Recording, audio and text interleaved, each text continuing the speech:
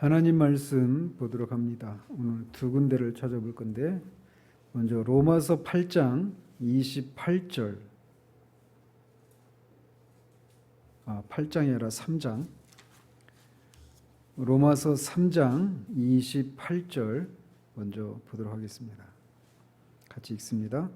그러므로 사람이 의롭다 하심을 얻는 것은 율법의 행위에 있지 않고 믿음으로 되는 줄 우리가 인정하노라. 자, 저 뒤로 가서 야고보서 보도록 하겠습니다. 히브리서 뒤에 야고보서 2장 26절 한 절만 보도록 하겠습니다. 야고보서 2장 26절 한 절입니다. 같이 읽겠습니다. 영혼 없는 몸이 죽은 것 같이 행함이 없는 믿음은 죽은 것이니라. 아멘. 지난주에는 죄인이 공의로우신 하나님께 의롭다함을 받는 방법이 무엇인지에 대해서 1항을 통해 살폈습니다. 그것은 그리스도의 의를 죄인에게 주입해서 그를 의롭게 만드신 후에 그를 의롭다고 하시는 것이 아니라 여전히 불경건한 그 사람의 죄를 그리스도에게 전가시키고 그리스도의 삶을 통해 얻으신 그 의를 죄인에게 전가시키는 방법으로 의롭다고 선언하신다라고 하는 사실을 살폈습니다. 그래서 칭의에서 핵심이 불경건한데 여전히 불경건한데 그리스도의 의를 그에게 전가시켜서 그를 의롭다고 해주신다라고 하는 것이 거의 칭의의 핵심입니다. 그리고 이제 그 수단이 믿음이다라고 하는 것을 이제 말미에서 살펴봤어요. 오늘은 이제 2항을 살펴보도록 합니다. 2항 같이 한번 보도록 하겠습니다. 시작. 이와 같이 그리스도와 그의 의를 받아들이고 의존하는 믿음은 칭의의 유일한 수단이다. 그렇지만 믿음은 의롭다함을 받은 사람 안에서 홀로 있는 것이 아니라 언제나 다른 모든 구원의 은혜들과 함께 있으며 그것은 죽은 믿음이 아니라 사랑으로서 역사하는 믿음이다. 그래서 이 2항에서는 두 가지를 진술하고 있습니다. 두 문장이니까 이 두 가지를 진술하고 있는데 이 첫 번째 진술은 종교개혁의 5대 캐치프레이즈의 하나인 솔라 피데, 즉 오직 믿음으로라고 하는 구호를 설명하고 있습니다. 종교개혁의 5대 강령이라고 하면, 캐치프레이즈라고 하면 오직 믿음으로 솔라 피데, 오직 은혜로 솔라 그라티아, 오직 그리스도로 솔라 크리스투스, 오직 성경으로 솔라 스크리투라, 그리고 맨 마지막에 우리 강대상에 있는 것처럼 솔리 데오 글로리아, 오직 하나님께 영광을 이라고 한 이 5개 구호로 종교개혁의 이 사상을 요약해서 설명할 수 있습니다. 근데 그 중에 하나인 솔라 피데, 즉 오직 믿음으로라고 하는 내용을 2항의 이 첫 번째 진술에서 고백하고 있는 거예요.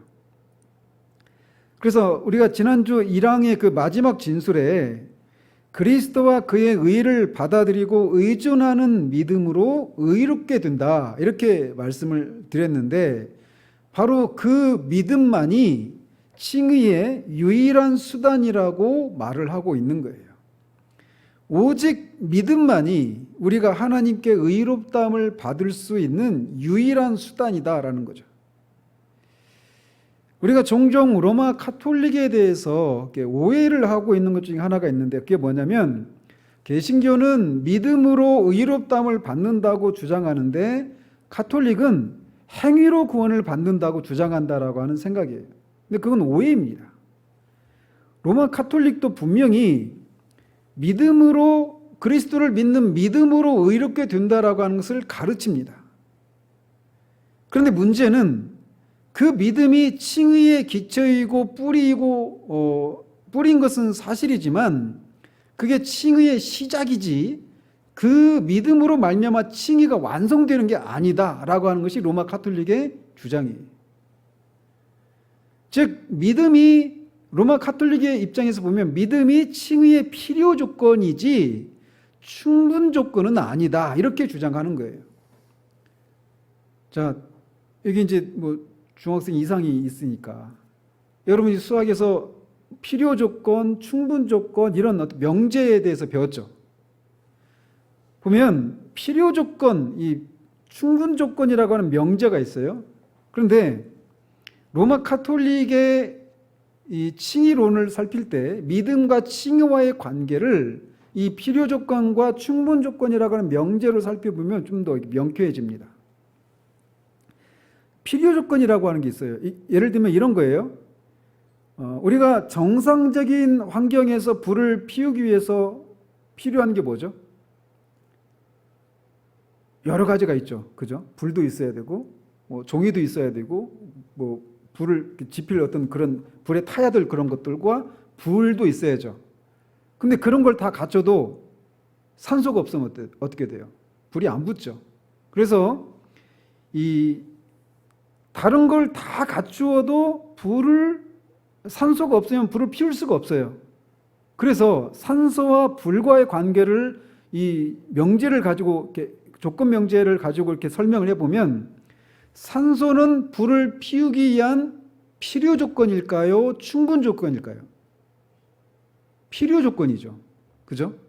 그러니까 산소가 없으면 불을 피울 수가 없어요. 그래서 불을 피우기 위해서는 반드시 산소가 필요해요.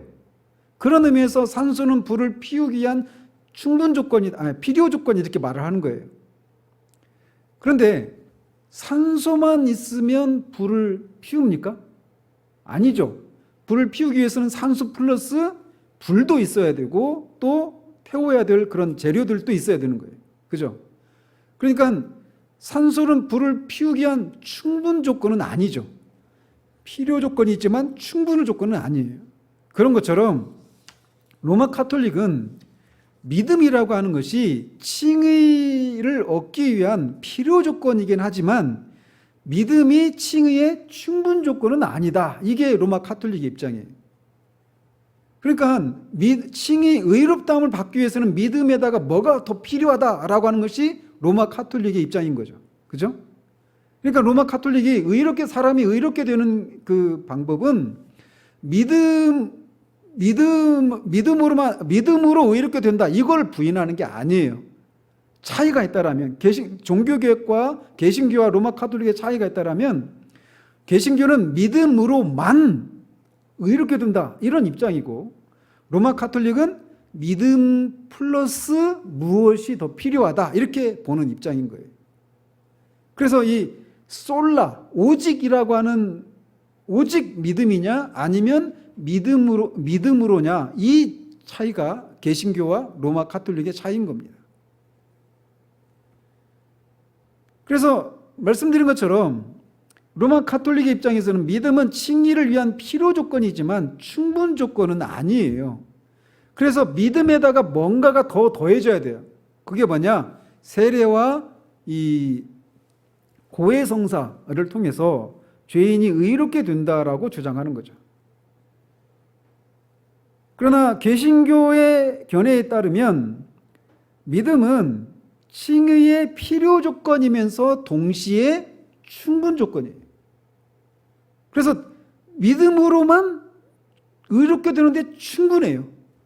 반드시 믿음이 필요하고 그 믿음으로만 의롭게 된다라는 거죠. 즉 우리가 그리스도를 믿고 신뢰할 때 하나님은 우리를 의롭다고 확실히 선언하실 수가 있습니다. 그래서 종교개혁의 입장에서는 믿음이 존재하면 칭의 또한 필연적으로 반드시 존재한다라고 가르치는 거예요. 로마 가톨릭은 믿음이 있어도 그것이 반드시 칭의를 불러오는 것은 아니다. 이런 입장인 거죠. 따라서 종교개혁의 견해에서는 칭의 없이도 믿음을 가질 수 있다라고 하는 것을 생각할 수 있을까요? 없을까요? 자, 다시 물어볼게요. 종교개혁의 입장에서 보면 칭의 없이도 믿음을 가질 수 있다. 맞아요? 틀려요? 틀리죠. 왜? 믿음은 반드시 칭의를 가져오거든요. 그러니까 칭의가 없는 믿음, 이건 없는 거예요. 그죠? 믿음이 없이는 칭의를 가질 수도 없고 칭의 없이는 믿음을 가질 수도 없다. 이게 종교개혁의 입장이에요. 왜? 믿음은 칭의의 필요 조건이면서 충분 조건이기 때문에 그래요. 반드시 칭의를 가져옵니다. 믿음은. 참된 믿음은. 그래서 그런데 이제 로마 카톨릭의 입장에서는 믿음 없이 칭의를 가질 수가 있을까요? 없을까요? 로마 카톨릭 입장에서는. 믿음 없이 칭의를 가질 수가 있어요? 없어요? 가질 수 없어요. 반드시 로마 카톨릭도 믿음이 있어야 돼요. 그렇지만 칭의 없이도 믿음을 가질 수 있을까요? 없을까요? 그렇죠. 로마 카톨릭에서는 있어요. 자, 따라오시죠, 여기까지? 예. 따라서 믿음이 있으면서도 대죄를 범한 사람은 그 의를 잃어버려요. 지난주에 말씀드렸죠? 근데 그거를 회복하는 방법이 뭐예요? 자기의 죄를 회개하고 사제에게, 신부에게 자기의 죄를 고백하는 거예요. 그게 고해성사예요. 그리고 그 사제가 사죄를 선언하고 그 사죄에 해당하는 어떤 행위, 보속행위라고 하는데 그 보속행위를 하는 것을 통해서 다시 의가 회복이 돼요. 그러니까 그러니까 믿음이 칭의 시작이라고 하는 이유가 무슨 말인지 아시겠죠? 계속, 그래서 그 로마 카톨릭에서는 칭의가 계속 이루어가는 과정으로 해석이 되는 거예요. 개신교는 그는 단번에 믿을 때 순간적으로 완전한 의를 소유하게 되고 의로운 사람이 되고 그 의는 더해질 수 없어요? 더해질 수 없습니다. 완전한 의니까.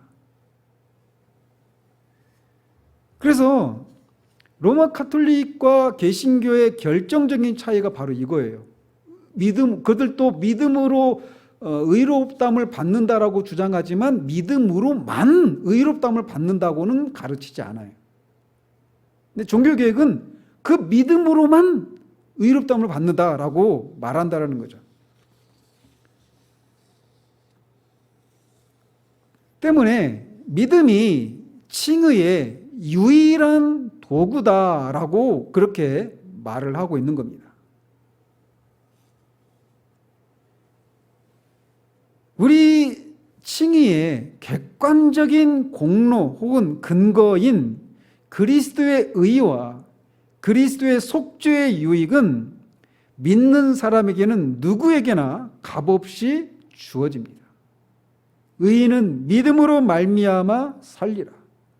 그래서 우리가 행함 더하기 믿음으로 칭의되는 것이 아니라 오직 믿음으로만 구원을 받는 겁니다. 하나님 나라에 들어가기 위해서 필요한 전부는 오직 그리스도의 사역에 대한 믿음 혹은 신뢰로 충분합니다. 더 이상 무엇이 필요하지 않아요. 그런데 이제 우리가 주의해야 될 것은 이 믿음이 우리 칭의의 근거는 아니라는 사실이에요. 도구이고 수단이지 칭의의 근거는 아니에요. 칭의의 근거는 뭐예요? 오직 그리스도의 의, 그리스도의 공로뿐입니다. 우리 칭의의 도구적인 원인은 믿음이지만 우리가 오직 믿음으로 의롭게 된다라고 말할 때 그 믿음이 우리의 칭의의 근거에 무엇인가 더해주는 그런 의미로서 믿음이 칭의의 근거라고 말하고 있는 건 아니라는 사실이에요. 이걸 우리가 기억해야 돼요. 왜냐하면 어떤 사람들은 마치 믿음이 이 하나님의 공의 요구를 만족시키는 어떤 근거, 공로 혹은 선행인 것처럼 믿음을 의존하는 사람들이 있어요. 그래서 빌리비즘이라고 하죠. 그래서 믿음을 의지하는 사람이 있어요. 근데 우리의 칭의의 근거는 오직 그리스도의 의와 속죄 사역입니다. 그리스도의 공로는 오직 믿음으로만 받을 수가 있는 겁니다. 따라서 우리에게는 아무 공로를 우리에게 돌릴 수가 없어요. 우리를 구원하실 수 있는 분은 오직 그리스도뿐이고 그분에게 접근할 수 있는 유일한 길은 오직 믿음을 통해서입니다. 우리의 구원을 위해서 그리스도와 그분의 의를 제외하고는 우리의 삶 가운데 그 어떤 것도 우리가 의지해서는 안 돼요. 그게 믿음이라 하더라도 말이죠. 오직 그리스도의 의만이 우리의 칭의의 유일한 근거이고 그 칭의가 우리에게 이루어지는 데 있어서 도구는 믿음입니다. 믿음으로만 충분합니다. 그렇게 될 때 완전한 의인, 그 그리스도의 의가 우리의 것으로 여겨져서 하나님이 우리를 그 그리스도의 의의 근거에서 우리를 의롭다라고 선언해 주시는 거예요.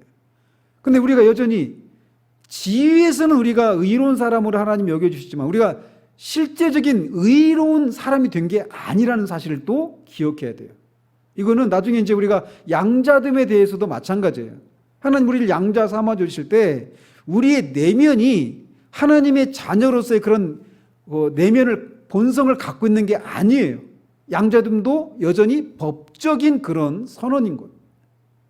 칭의도 그래서 지난주에도 말씀드린 것처럼 칭의는 법정적인 용어다라고 말씀을 드렸던 게 그 사실을 우리가 기억해야 합니다. 그래서 이 첫 번째 진술에서 말하고 있는 것은 이렇게 오직 믿음으로만 우리가 의롭다함을 받는다라고 하는 것을 설명해 주고 있어요. 자, 두 번째 진술을 살펴보면 같이 한번 읽어볼까요? 그렇지만 믿음은 의롭다함을 받은 사람 안에서 홀로 있는 것이 아니라 언제나 다른 모든 구원의 은혜들과 함께 있으며 그것은 죽은 믿음이 아니라 사랑으로서 역사하는 믿음이다. 자, 로마 가톨릭 교회는 행함이 더해진 믿음으로 말미암아 의롭게 된다라고 가르칩니다. 그래서 가톨릭 교회는 믿음 없이는 의롭게 될 수 없지만 행함 없이도 의롭게 될 수도 없다라고 말하고 있는 거예요. 왜냐하면 믿음만으로는 충분하지 않기 때문에. 그래서 믿음도 있어야 되고 행함도 있어야 의롭게 된다 이렇게 가르친단 말이에요. 로마 가톨릭에서는. 그렇지만 종교개혁의 견해에 따르면 오직 믿음에 의해서만 의롭다함을 받습니다. 그런데 이 의롭게 하는 믿음은 홀로 있는 것이 아니다라고 말하고 있어요. 이것이 의미하는 것은 우리 영혼 안에 있는 신자 영혼 안에 있는 참된 믿음은 필연적으로 즉시 선행의 열매를 맺는다라고 하는 것을 말해주고 있는 겁니다.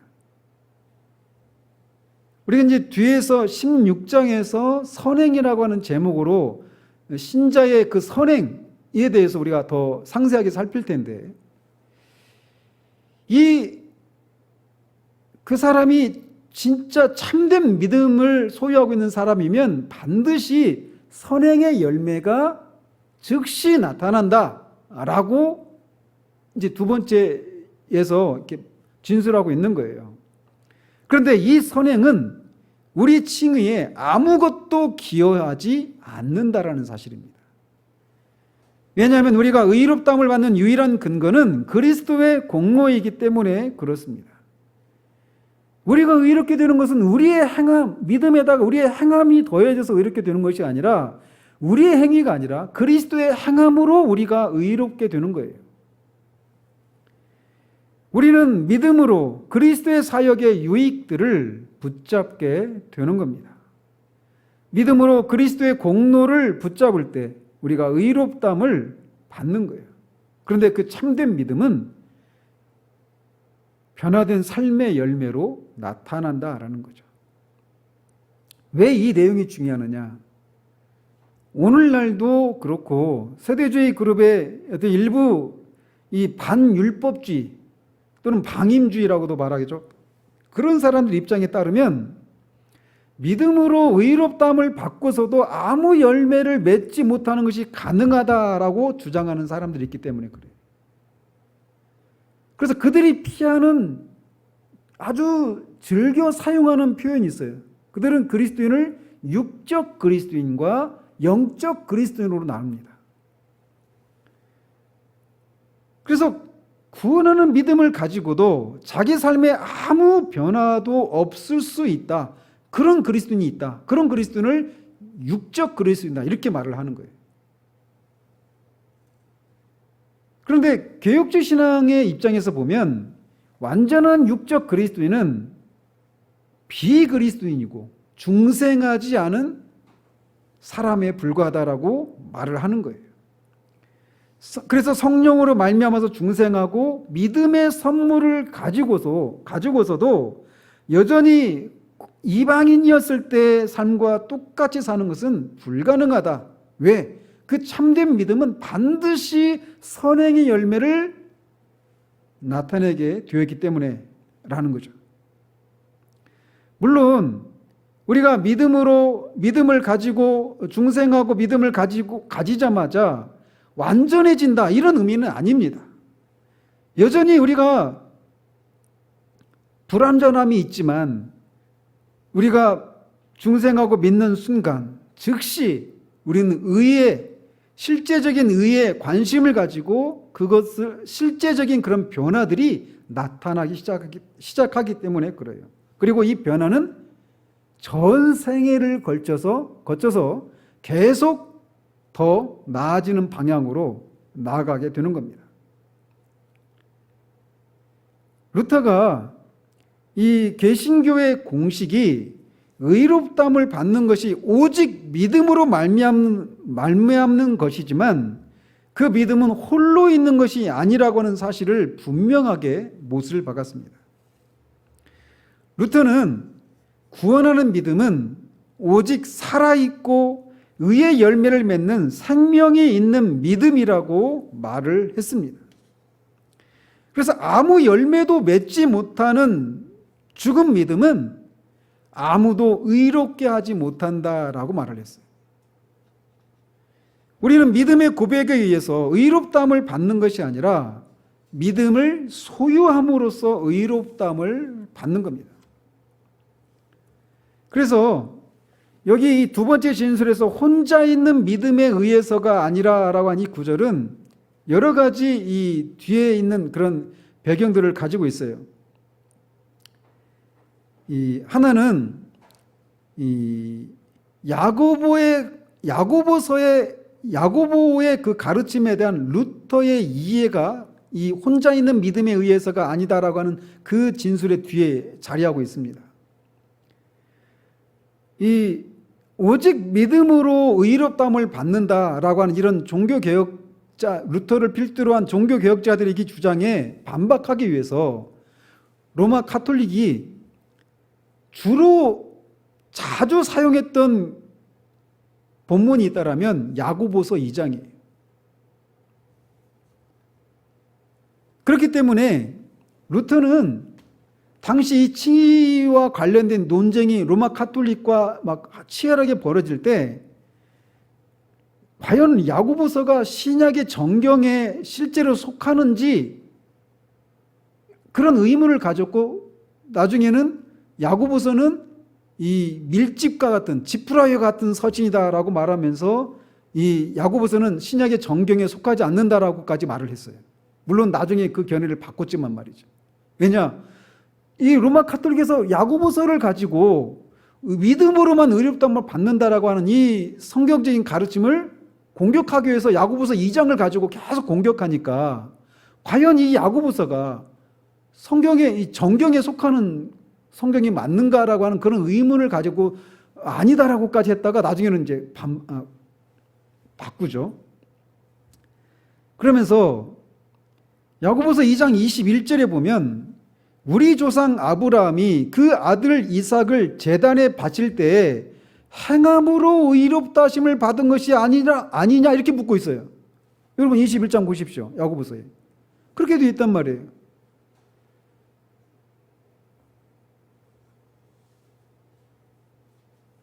그런데 로마서 3장과 야고보서 2장이 로마서 3장은 누가 썼죠?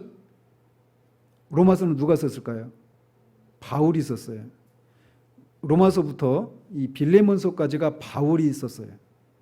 근데 로마서 3장에 보면 바울이 의롭게 되는 것에 대해서 가르치고 있어요.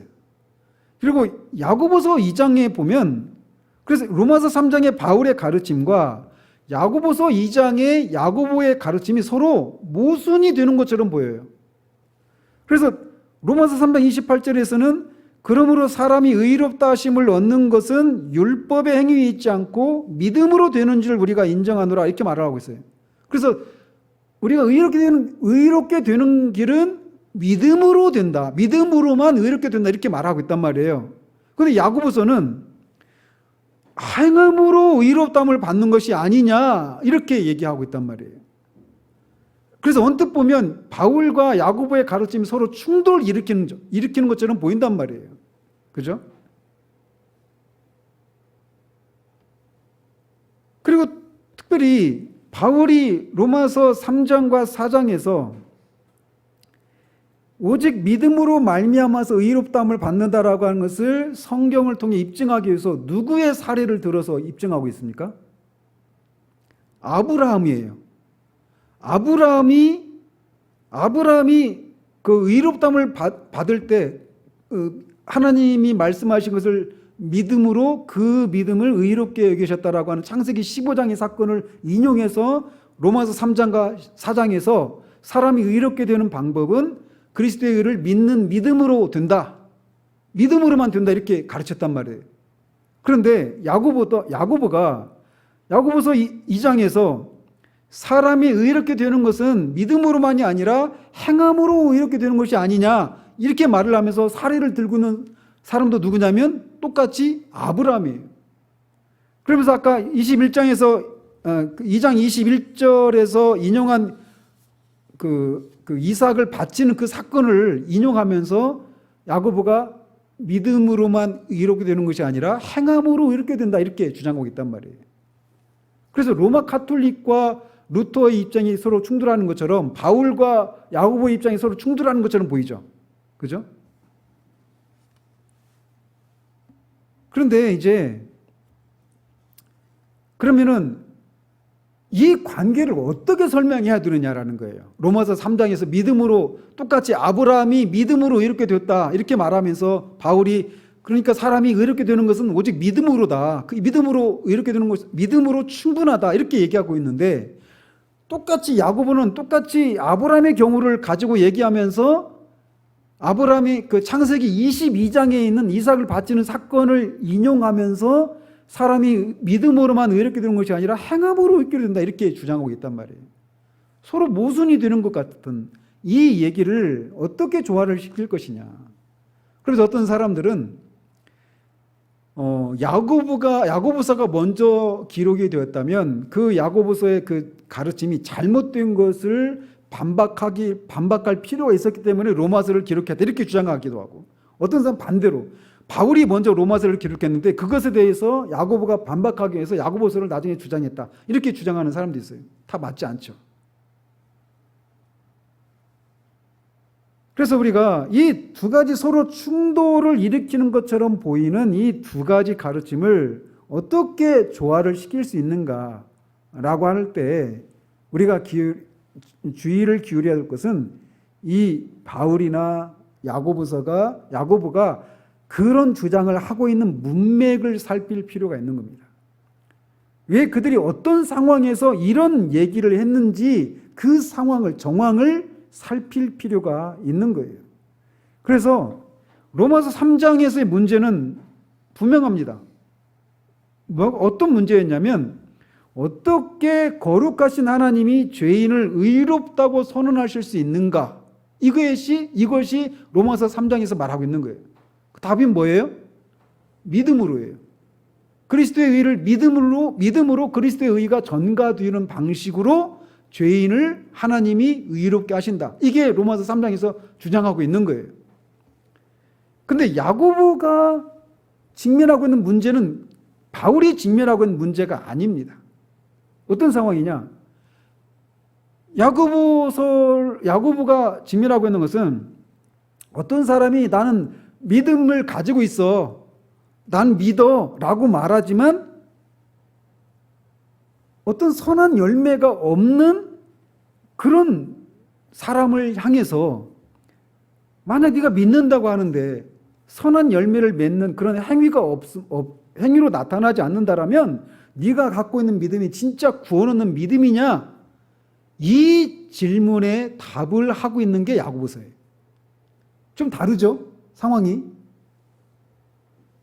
그래서 성경에 의하면 칭의는 믿음을 실제로 소유함으로써 말미암는 것이지 믿음을 단지 고백함으로써 의롭게 되는 게 아니라는 거예요.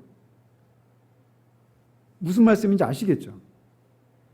그래서 많은 사람들은 우리가 어떤 수련회나 어떤 집회나 이런 데 가가지고 나 예수 믿겠다고 손을 들거나 또는 사형리를 통해서 내가 영적인 원리라고 하는 사형리를 통해서 그 영적 기도를 하고 자신의 믿음을 고백하고 영적 기도를 하면 의롭게 된다라고 말을 하고 있는데 그것으로는 구원받기에 충분하지 않다라는 거예요.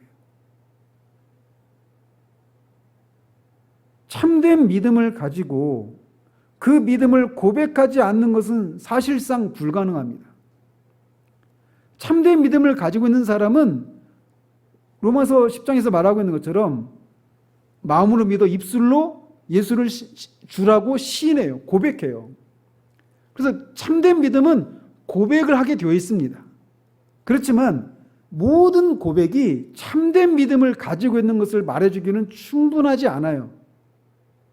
이 차이가 있는 겁니다. 고백을 해도 참된 믿음이 없는 사람일 수 있는 거예요. 야고보는 그것을 절실히 자각하고 있었던 겁니다.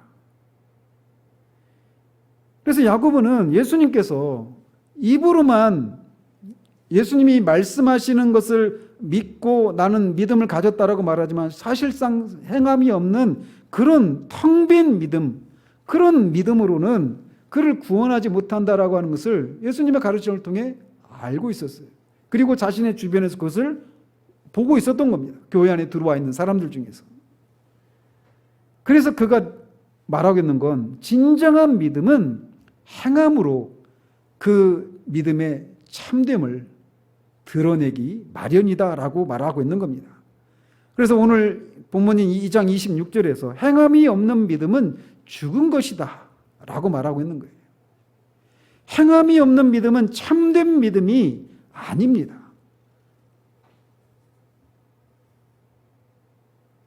따라서 참된 믿음이 아닌 것은 아무도 구원하지 못하게 되어 있습니다.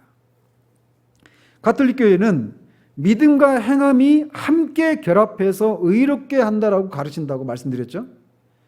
근데 루터는 오직 믿음만이 의롭게 하고 그리고 그것이 참된 믿음이라면 행함이 필연적으로 반드시 따라온다라고 가르쳤어요.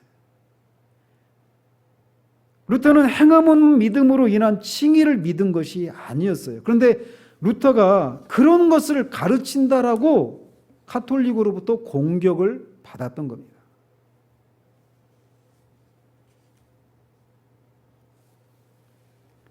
우리가 믿음을 가지는 순간 우리는 그 즉시로 의롭게 됩니다. 그리고 만약 그것이 참된 믿음이라면 행함도 따라올 것입니다. 야고보는 2장에서 행함으로 믿음이 참된 것임이 나타난다라고 말을 하고 있습니다. 그래서 2장에서 계속 말하고 있는 게 너의 행함을 내보임으로써 너의 믿음을 나에게 보여라 이렇게 말하고 있는 거예요. 야고보서 2장에서. 아브라함은 창세기 22장에서 이삭을 바치는 그 장면에서 자신의 믿음을 보여주고 있는 겁니다. 야고보는 창세기 15장이 말하고 있는 것을 알고 있었어요. 하나님이 보실 때 창세기 15장에서 아브라함이 하나님으로부터 의롭다함을 받았잖아요. 그런데 사람의 눈에는 그게 보입니까? 안 보입니까? 안 보여요. 물론 하나님은 아셨죠. 그런데 아브라함이 창세기 15장에서 이미 의롭게 되었어요. 무엇으로? 믿음으로. 그런데 그게 안 보여요. 나타나지가 않아요. 그런데 창세기 22장에서 창세기 15장에서 이미 그가 믿음을 의롭게 하는 그 믿음을 가지고 있다라고 하는 것이 창세기 22장에서 이삭을 바치는 사건을 통해 비로소 공공연하게 나타나게 된 거죠. 그래서 야고보는 그 후자에 강조점을 두고 있는 거예요. 네가 진짜 참된 믿음을 가지고 있다라면 아브라함처럼 그 참된 믿음을 가지고 있었던 아브라함이 이삭을 바치는 그 사건을 통해 그 자신이 가지고 있었던 믿음이 진짜라고 하는 것을 입증했던 것처럼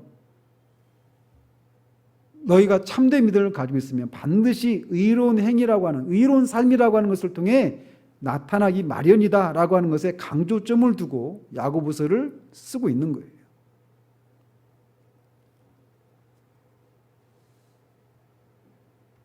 이처럼 야고보가 사람은 행함으로 의롭다함을 받고 오직 믿음으로만은 아니다라고 이렇게 말을 하고 있잖아요. 근데 그렇게 말할 때 믿음에 대한 주장이 선한 행위를 보일 때 증명이 된다라고 말하고 있는 거라는 거죠. 야고보는 오직 살아있는 믿음만이 의롭게 한다라고 말을 했습니다. 살아있는 믿음은 항상 순종이라고 하는 열매가 존재하고 나옴으로 말미암아 입증되고 정당화된다라고 말하고 있는 거예요. 그래서 종교의 교역자에 따르면 구원하는 믿음에는 세 가지 본질적인 요소들이 들어있다라고 말합니다. 이런 세 가지 요소들 중에 하나라도 없으면 그것은 구원 얻는 믿음이 아니다라고 말을 하고 있어요. 그러면 종교개혁자들이 구원하는 믿음의 세 가지 본질적인 요소가 뭐라고 말을 했냐면 그 세 가지는 지식과 동의와 신뢰입니다. 그래서 먼저 지식을 구원하는 믿음에는 반드시 믿음의 지식과 내용을 가지고 있다라는 거예요. 오늘 아침에 그리스도인이 에베소 1장 1절에서 예배소에 있는 성도들과 그리스도 예수 안에 있는 신실한 자들에게 편지한다라고 하는 이 구절을 통해 그리스도인은 어떤 사람이라고 말을 한다고 그랬어요? 그리스도 안에서 신실한 자가 믿는 자예요. 뭘 믿어요? 성경에서 말하는 대로 예수 그리스도의 인격과 그분의 사역에 대해서 말하고 있는 것을 믿는 거예요. 그러니까 믿는다라고 말할 때는 반드시 믿음의 대상과 믿음의 내용을 반드시 가지고 있는 겁니다. 오늘날은 내가 진실하게 믿는다면 무엇을 믿는지는 중요하지 않다라고 하는 그런 말들을 자주 듣습니다. 그렇게 주장을 하지 않아도 뭘 믿어요? 예수 믿어요? 라고 물어보면 믿지라고 말할 때 뭘 믿어요? 물어보면 그 믿음의 내용이 뭔지 몰라요. 근데 그 믿음은 진짜 믿음이 아닌 거예요. 그 믿음은 구원하는 믿음이 아니에요. 구원하는 믿음에는 반드시 그 믿음의 대상에 대한 지식과 내용을 반드시 가지고 있어요. 그래서 구원하는 믿음에는 반드시 이런 그 지식이 있어요. 지식이라고 하는 내용이 반드시 있습니다. 믿음에 대한 지식. 그리고 두 번째는 그 지식에 대한 동의입니다.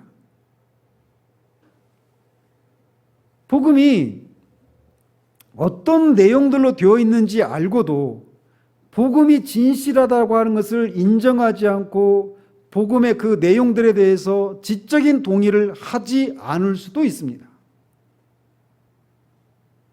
따라서 우리는 믿음의 그 대상에 대한 지식뿐만 아니라 그 지식이 참이라고 동의하고 긍정해야만 해요. 그러니까 교회를 오래 다니면서 예수님이 하나님의 아들이시고 그분이 십자가에서 죽으시고 다시 살아나시고 그것을 믿는 자마다 그 죽으심과 다시 사심이 우리를 위한 죽으심이고 다시 살아나심이라고 하는 것을 수없이 들어요. 그래서 그 믿음의 내용에 대해서는 다 알고 있습니다. 그런데 거기에 동의하지 않을 수 있어요. 무슨 차이인지 아시겠죠? 그래서 구원하는 믿음에는 반드시 그 지식이 있어야 될 뿐만 아니라 믿음의 대석에 대한 지식이 있어야 될 뿐만 아니라 그 지식이 참되다고 하는 동의도 같이 있어야 되는 거예요.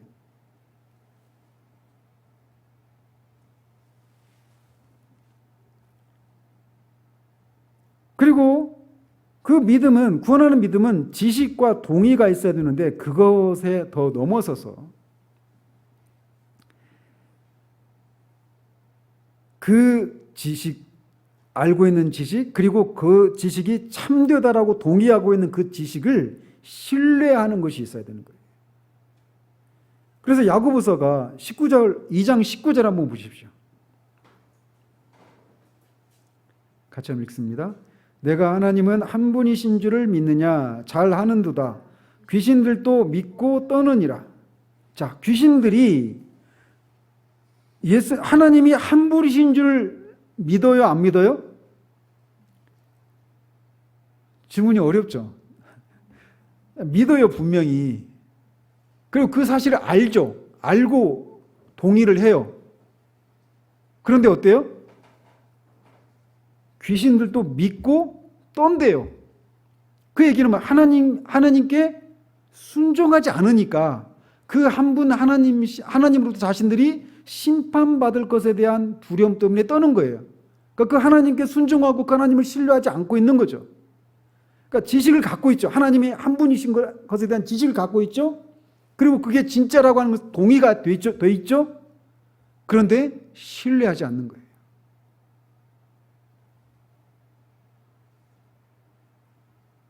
마찬가지로 이 예수님의 지상 사역 동안에도 그 복음서에 보면은 막 풍랑을 잠잠케 하는 그 사건이 일어나요. 그러니까 제자들이 깜짝 놀래가지고 뭐라고 말을 하냐면 이가 누구이기에 바람도 잠잠하게 하는가 이렇게 물어요. 근데 거기 답이 안 나와요. 그 질문에 대해서. 그리고 바로 이어지는데 거라사에 있는 군대 귀신 들린 그 사람의 사건이 나와요. 근데 그 군대 귀신 들려있는 그 사람 안에 있는 귀신이 그 앞에 있는 제자들의 질문을 받아서 당신은 지극히 높으신 자의 아들 하나님이시다라고 고백하고 있어요. 즉 제자들조차도 예수님이 하나님의 아들이시라고 하는 것을 제대로 온전하게 알지 못하고 있는 때에도 귀신들은 예수님이 하나님의 아들 그리스도라고 하는 사실을 알았단 말이에요. 그런데 대적해요.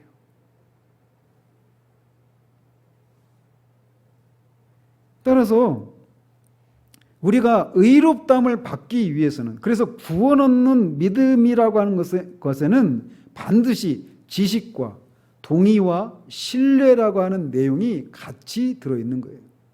그러니까 내가 예수님을 믿는다라고 말하면서 그 예수님을 나의 구세주로 주로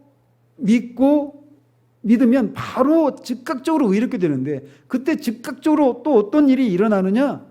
바로 그 예수님을 신뢰하면서 그 주님께 자신을 온전히, 자신의 구원의 문제를 맡길 뿐만 아니라 자신의 주권을 온전히 그분께 맡기면서 그분의 뜻에 순종하는 것을 통해 나타나는 선한 열매들이, 삶의 열매들이 반드시 나타나게 되어 있다는 겁니다.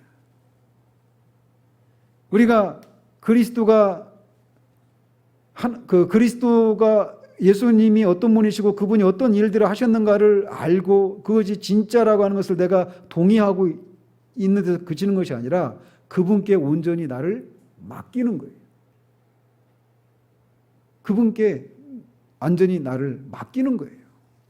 오직 당신만이, 주님만이 나를 구원해 줄 수 있습니다. 나를 구원해 주시옵소서. 이런 신뢰가 같이 있어야 되는 거예요. 지식과 동의와 신뢰라고 하는 이 내용이 같이 있다는 겁니다. 그래서 믿음은 홀로 있지 않고 반드시 사랑으로 역사하는 선한 열매를 맺는 그런 모습으로 나타나게 되어 있는 겁니다. 그래서 루터가 종교개혁 당시에 말한 것처럼 루터의 그 오직 믿음으로만 구원을 받는다라고 하는 이 가르침이 사람들로 하여금 죄를 짓도록 그렇게 허가증을 내주는 것이다라고 하는 그런 공격을 받았단 말이에요. 근데 그게 똑같은 공격을 바울도 받았어요. 그래서 한 사람이 진짜 복음을 전하느냐 아니냐에 대한 시금석으로 로이 존스 목사님이 그렇게 복음을 전했을 때 그 말씀을 듣고 그러면 내가 은혜를 더하기 위해서 죄 가운데 거해도 되겠네 라고 하는 그런 반응이 보인다라면 그게 오히려 그 사람이 복음을 전하고 있는 것이다 이렇게 말을 했던 이유가 바로 거기에 있는 겁니다. 그래서 오늘 이 항에서는 오직 믿음으로 충분합니다. 믿음이 이렇게 되는데 필요할 뿐만 아니라 믿음으로 충분합니다. 믿기만 하면 돼요. 근데 그 믿음이 진짜 믿음이냐, 구원에 이르는 참된 믿음이냐는 그가 선한 행위를, 선한 삶을 사는 것으로 반드시 입증되고 정당화된다라고 하는 이 두 가지 사실입니다. 기도하겠습니다. 하나님 아버지, 우리가 복음을 아는 것 같아도 사실 많은 경우 복음에 대해 혼동을 겪고 있어서 구원받지 못했음에도 불구하고 자신은 구원받은 것으로 생각하거나 구원받았음에도 불구하고 여전히 자신 안에 있는 그 무엇을 근거로 자신의 구원을 생각하기에 견고하지 못하고 요동하는 그런 모습을 보이는 것을 봅니다. 아버지 하나님, 우리가 이 말씀을, 오늘 살핀 말씀을 통해서 오직 믿음으로만, 특별히 그 믿음의 대상인 예수 그리스도의 완전한 공로를 믿음으로 충분히 완전하게 의롭게 된다라고 하는 이 사실에서 우리가 한치도 흔들리지 않도록 주님 도와주시고, 그 믿음이 진짜 구원하는 믿음인 경우에는 반드시 필연적으로 선한 열매로 나타난다라고 하는 이 사실을 통해 내 믿음이 진실함을 우리가 살피고 정직하게 반응하는 우리들 될 수 있도록 도우시기를 원합니다. 예수 그리스도 이름으로 기도합니다. 아멘.